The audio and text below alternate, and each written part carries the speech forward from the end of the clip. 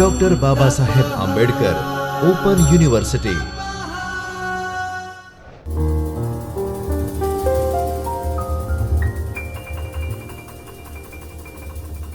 નમસ્તે મિત્રો doctor Baba Saheb Ambedkar open યુનિવર્સિટીના જ્યોતિર્મય પરિસર ખાતેના ચૈતન્ય સ્ટુડિયોમાંથી હું ડૉક્ટર ધવલ પંડ્યા આપનું સ્વાગત કરું છું. મિત્રો, આજે આપણે એમકોમ સેમેસ્ટર 1નો એક વિષય સંચાલનના સિદ્ધાંતો તેની વિશે વાત કરીશું. સંચાલનના સિદ્ધાંતોનો કોડ છે MC01 CC101. એના બ્લોક નંબર 2માં યુનિટ નંબર 5 છે વ્યવસ્થાતંત્ર. તેની વિશે આજે આપણે વાત કરીશું. અગાઉનું લેક્ચર પણ આપણે આ જ હતું, વ્યવસ્થાતંત્ર વિશે જ આપણે વાત કરી હતી અને આજે પણ આપણે એને કન્ટિન્યુએશનમાં એ લેક્ચરના કન્ટિન્યુએશનમાં આજનું લેક્ચર રહેનાર છે. તો સૌ પ્રથમ આપણે એકવાર રૂપરેખા જોઈ લઈએ, આખા યુનિટમાં શું આવે છે, પછી ગયા લેક્ચરમાં આપણે શું સમજ્યા હતા તે, અને આજના લેક્ચરમાં આપણે શું સમજવાના છીએ તે બાબત જોઈ લઈએ એકવાર. તો સૌ પ્રથમ રૂપરેખાથી શરૂઆત કરીએ.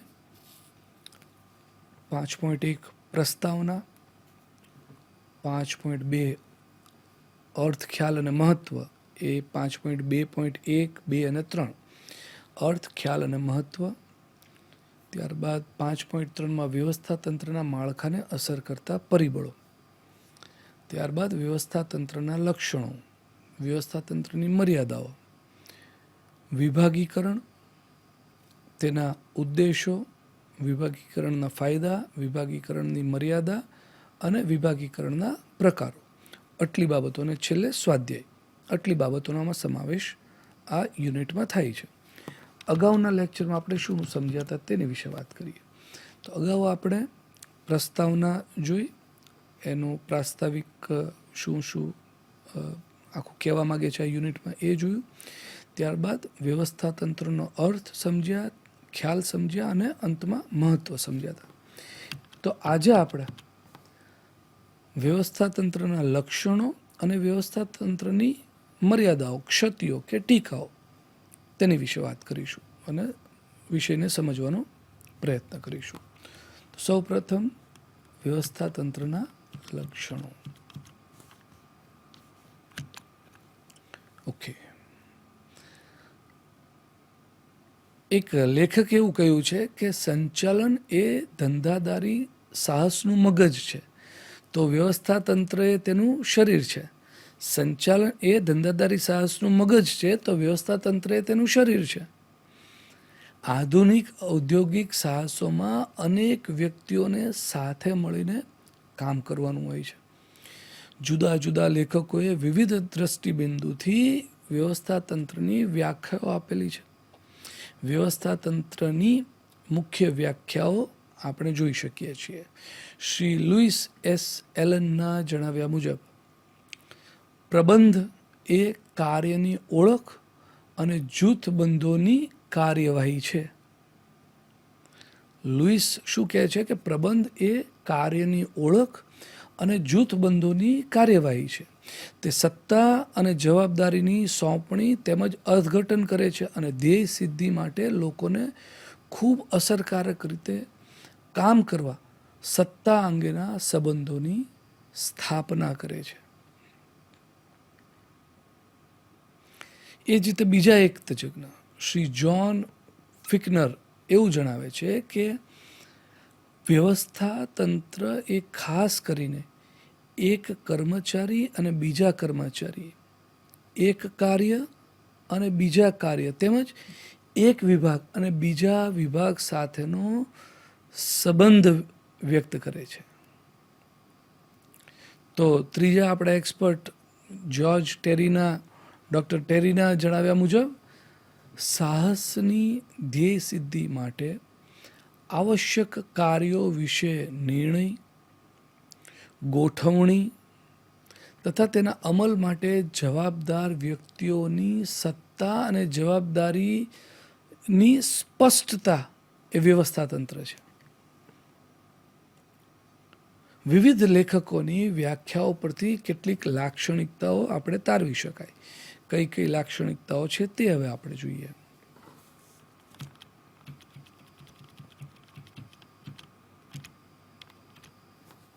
ઓકે, શિક્ષણ અને શિસ્ત. પહેલું, કોઈ પણ ધંધાકીય એકમના આદર્શ વ્યવસ્થા તંત્રમાં શિક્ષણ અને શિસ્ત પરિવર્તન માટે પાયાની બાબતો છે. બીજું, વ્યવસ્થા તંત્રીય પર્યાવરણ. દરેક કર્મચારી પોતાને સોંપેલ હેતુ સિદ્ધ કરવા માટે જે તે ધંધાકીય એકમના વ્યવસ્થા તંત્રીય પર્યાવરણને અનુકૂળ બનાવવાનો એ પ્રયત્ન કરે છે. ત્રીજું, સત્તા અને ફરજો અને જવાબદારીની સોંપણી.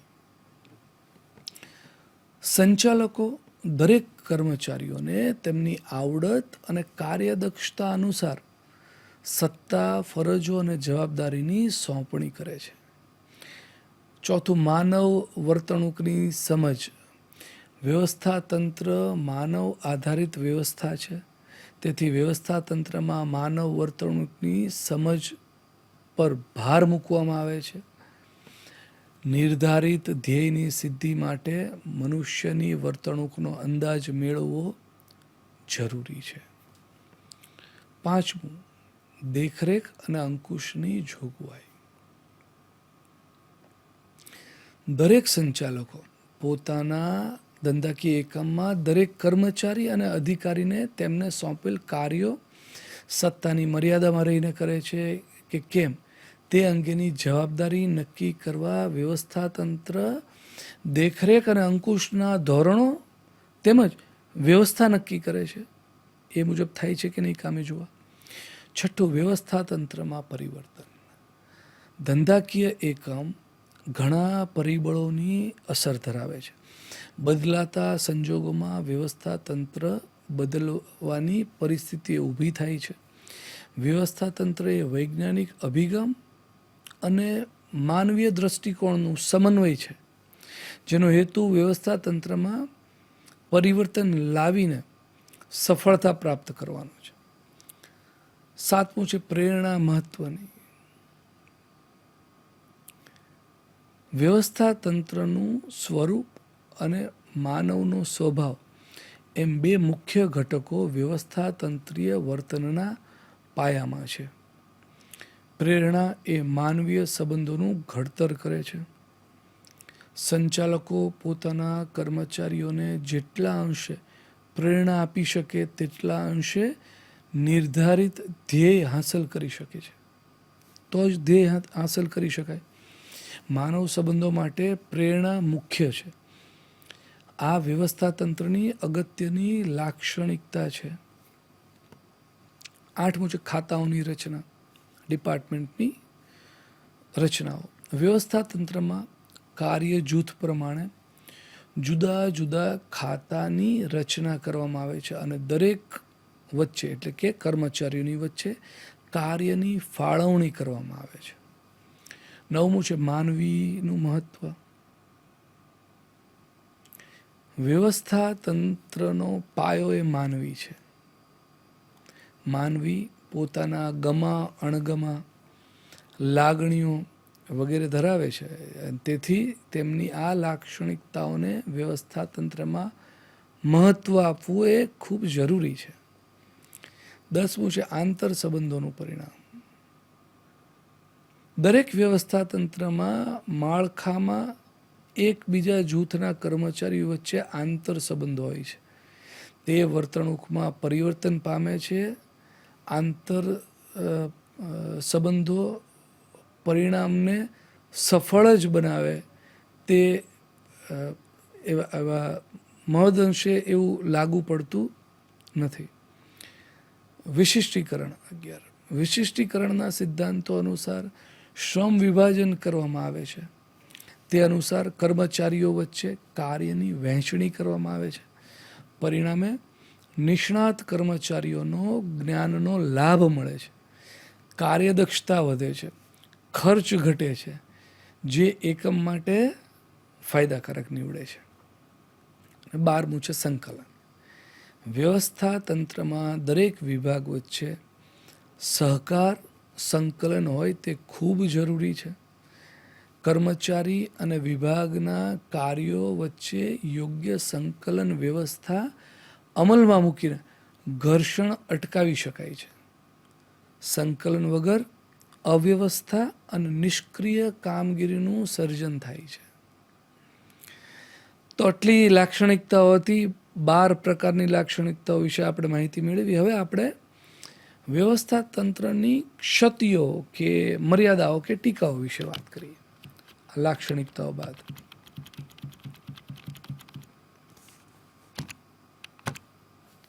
કે 10 મર્યાદાઓ છે. મિત્રો, વ્યવસ્થા તંત્રમાં માનવીય ઘર્ષણને સંપૂર્ણ નાબૂદ કરી શકાતું નથી. વ્યવસ્થા તંત્રીય વર્તણૂક નબળા આયોજન કે તેના બિન અસરકારક અમલનો વિકલ્પ બની શકતું નથી. સંચાલન ક્ષેત્રમાં વ્યવસ્થા તંત્ર ખૂબ જ અગત્યનું ક્ષેત્ર હોવા છતાં તેની મર્યાદાઓ કેટલીક છે તે હવે આપણે જોઈએ. પહેલું છે સમન્વયનો અભાવ. રૂઢિચુસ્તતા અને જડતા, કાર્ય સોંપણીમાં અસ્પષ્ટતા, ઘટતા વળતરનો નિયમ, લો ઓફ રિટર્ન જેમ હોય છે એમ ડિમિનિશિંગ રિટર્ન, વર્તનવાદી પૂર્વગ્રહ, બિહેવિયરલ બાયસ, છટકપણા યુક્ત અંકુશ, મેનિપ્યુલેશન ઓફ પીપલ, ધ્યેય કે હેતુની ઉપેક્ષા, વહીવટી અધિકારી પર બોજો, અયોગ્ય વહીવટકારની પસંદગી, આ બધું. અને છેલ્લે સત્તાનું વધુ પડતું કેન્દ્રીકરણ. આ આટલી બાબતો છે, 10 બાબતો. એની વિશે હવે આપણે વિગતે જોઈએ. સમન્વયનો અભાવ. એકમમાં એક કરતાં વધુ કર્મચારીઓ હોવાથી દરેક વ્યક્તિ પોતાના અંગત અભિપ્રાયો ધરાવે છે અને તેથી એકમમાં જો સફળતા પ્રાપ્ત કરવી હોય તો સમન્વિત અને સંવાદી કોશિશ કરવી જરૂરી બને છે. સુસંવાદનો અભાવ ગૂંચવાડા અને ગેરસમજણને જન્મ આપે છે. પરિણામે એકમની કાર્યદક્ષતા ઘટે છે. બીજું છે રૂઢિચુસ્તતા અને જડતા. પરિવર્તન એ જ જીવન છે. વ્યવસ્થા તંત્ર પરિવર્તનશીલતા ન દાખવી શકે તો તે જડ બની જાય છે. સમાજમાં પ્રવર્તમાન પરિવર્તન અપનાવવું એ જરૂરી છે. વિકાસને પ્રાધાન્ય ન આપવામાં આવે તો રૂઢિગત કાર્યો જ થાય છે અને અમલદારશાહી કે તુમારશાહીને ઉત્તેજન મળે છે, જેને કારણે બિનકાર્યક્ષમતા સર્જાય છે. બિનકાર્યક્ષમતા એ સાહસને નિષ્ફળતાના માર્ગ તરફ દોરી જાય છે. જો વ્યવસ્થા તંત્ર પરિવર્તનશીલતાનો ગુણ ન ધરાવે તો આ પ્રશ્ન ઉદ્ભવે છે. ત્રીજું છે કાર્ય સોંપણીમાં અસ્પષ્ટતા. મિત્રો, કર્મચારીઓને સોંપવામાં આવેલું કાર્ય જો અસ્પષ્ટ હોય તો તે કાર્યમાં ગેરસમજણ અને ગૂંચવાડો ઉત્પન્ન કરે છે. પરિણામે એકમમાં બિનકાર્યક્ષમતાનો પ્રવેશ થાય છે. પણ આ વ્યવસ્થા તંત્રની મર્યાદા નથી, પણ તેના અમલીકરણની સમસ્યા છે. ચોથું છે ઘટતા વળતરનો નિયમ એટલે લો ઓફ ડિમિનિશિંગ રિટર્ન. વ્યવસ્થા તંત્રીય વર્તણૂકના ક્ષેત્રમાં જો ઈચ્છિત પ્રવૃત્તિ જો અમુક કક્ષા પછી ચાલુ રાખવામાં આવે તો અનિષ્ટ પરિણામો ઉદ્ભવી શકે છે.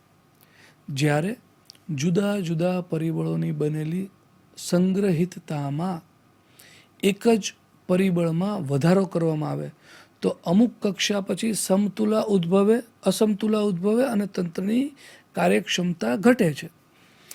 વ્યવસ્થા તંત્રીય વર્તણૂકની પ્રવૃત્તિ અંગે ઇષ્ટ મર્યાદાનો ખ્યાલ રાખવો પડે છે. અલગ અલગ પ્રવૃત્તિ માટે ઇષ્ટ કક્ષાઓ જુદી જુદી હોય છે. પાંચમું વર્તનવાદી પૂર્વગ્રહ બિહેવિયરલ બાયસ. કોઈ પણ વ્યવસ્થા તંત્રમાં સંકુચિત દ્રષ્ટિબિંદુ ટ્યુન્ડ વિઝન ને મહત્વ આપવામાં આવે તો વ્યવસ્થાતંત્ર સંબંધિત અન્ય બાબતોની અવગણના કરવાનું વલણ પેદા થાય છે. વ્યવસ્થાતંત્રમાં કર્મચારીઓની ચિંતા કરવામાં મૂળ હેતુ ભૂલાઈ જાય છે. વર્તનવાદી પૂર્વગ્રહને કારણે વધુ પડતી કાળજી કર્મચારીને વધારે નિર્બળ અને પરાવલંબી બનાવે છે.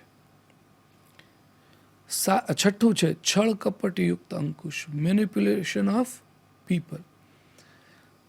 વ્યવસ્થાતંત્રમાં વર્તણૂક પદ્ધતિનો ઉપયોગ કર્મચારીઓના વિકાસ માટે થઈ શકે છે, પરંતુ જ્યારે સંચાલકો કર્મચારીઓના હિતની અવગણના કરીને નીતિવિહીન એટલે કે નીતિહીન વર્તણૂક લાગુ પાડે ત્યારે માનવીના કલ્યાણ અને વિકાસ એ બંને રૂંધાઈ જાય છે.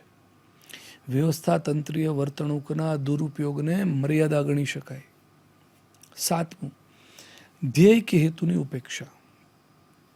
ધંધાકીય સાહસમાં મુખ્ય હેતુ પર જ ધ્યાન કેન્દ્રિત કરવું જોઈએ. જો તેમ ના થાય તો એકમ નિષ્ફળ જાય તેવું બને.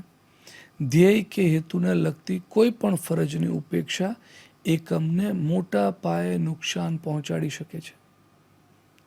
આઠમી મર્યાદા, વહીવટી અધિકારી પર બોજો. સંચાલકોનું મુખ્ય કાર્ય આયોજન અને નેતૃત્વનું છે. તેને જો અનેક પ્રકારના કાર્યો સોંપવામાં આવે તો તેની કાર્યક્ષમતા ઘટી જાય છે અને કાર્યબોજ વધી જાય છે. કાર્યબોજ વધે ત્યારે સંચાલક અસરકારક પરિણામો લાવી શકે નહીં, જે વ્યવસ્થાતંત્ર માટે અંતે નુકસાનકારક નીવડી શકે છે. 9, અયોગ્ય વહીવટકારની પસંદગી.